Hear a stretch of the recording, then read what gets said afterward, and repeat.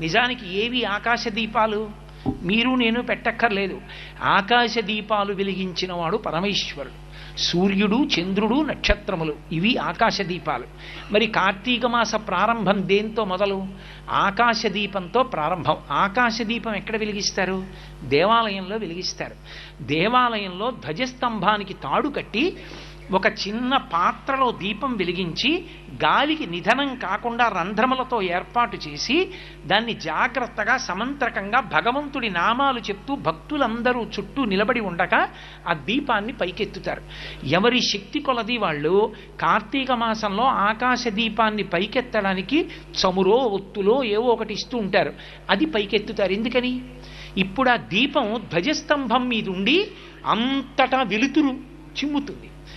ధ్వజస్తంభం మీదకి ఏదైనా లాగారు అంటే, పతాకాన్ని ఆరోహణం చేశారు అంటే ఈశ్వరుడికి ఉత్సవం అవుతోందని